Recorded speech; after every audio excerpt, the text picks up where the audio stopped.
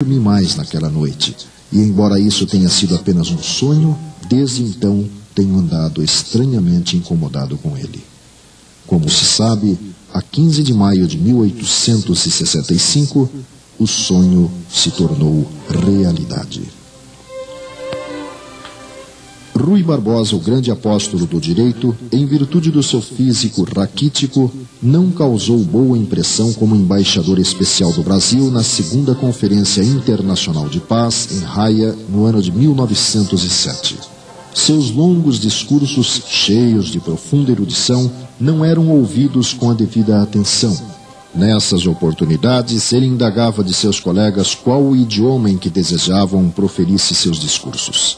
Quando da sessão em Haia, então presidida pelo Sr. Martin, que ouvira com mau humor o discurso pronunciado sobre marítimas, Martin declarou em tom de censura: "O memorial do nobre embaixador do Brasil constará dos processos verbais de nossas sessões. Devo, porém, observar-lhe que a política não é da alçada da conferência." A Assembleia aplaudiu. Inopinadamente, Rui se pôs de pé com visível emoção, pediu a palavra e, atendido, proferiu o marcante e histórico discurso que lhe valeu o título de Águia de Haia.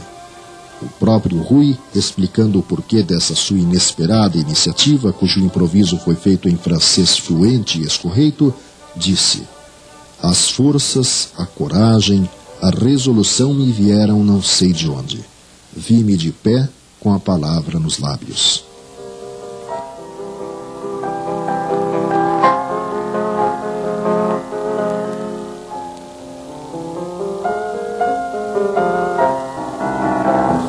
Charles Dickens, inglês que ofereceu ao mundo obras do porte de Oliver Twist, David Copperfield, Contos de Natal, teve mais de uma experiência interessante.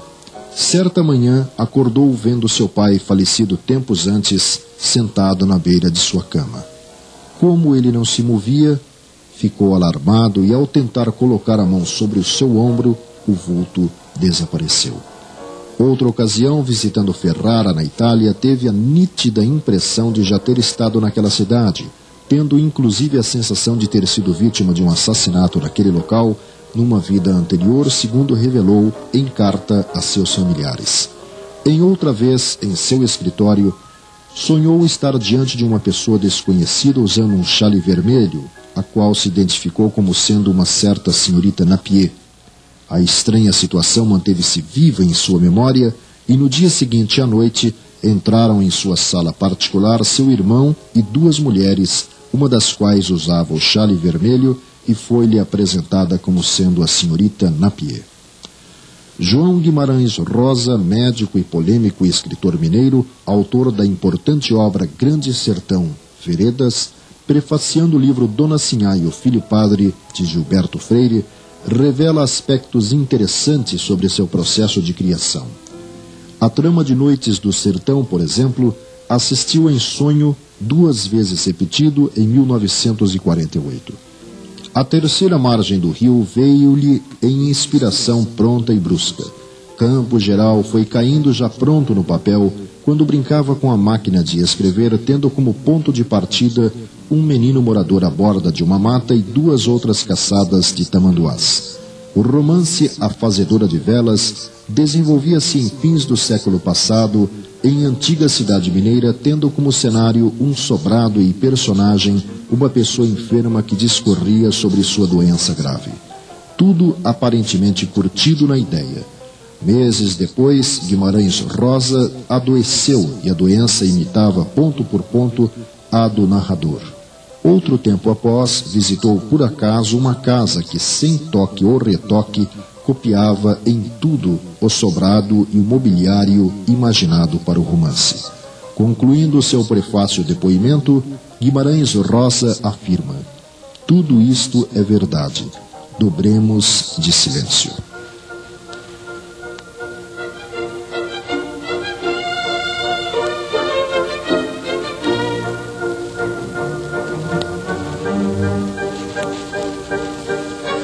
A questão 459 de O Livro dos Espíritos esclarece-nos que a influência dos espíritos sobre nossos pensamentos e ações é maior do que cremos porque frequentemente são eles que nos dirigem.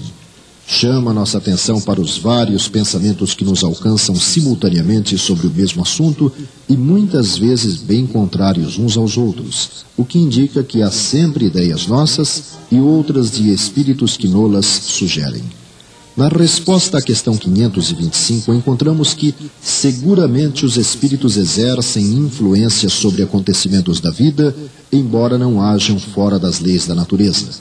Kardec, ampliando este raciocínio, acrescenta que pela ação dos espíritos pode ocorrer o encontro entre duas pessoas que parecerão se reencontrar casualmente. Poderão também inspirar o pensamento de passar por certo lugar. Chamarão nossa atenção sobre determinado ponto, se isso deve causar o resultado que querem obter, de modo que o homem, crendo seguir seu próprio impulso, conserva seu livre-arbítrio. Já em O Livro dos Médiuns, encontramos no item 159 que a mediunidade é faculdade inerente ao homem e, por consequência, não é privilégio exclusivo, sendo poucas as pessoas nas quais não se encontram alguns rudimentos dela. Pode-se, pois, dizer que todo mundo é mais ou menos médium.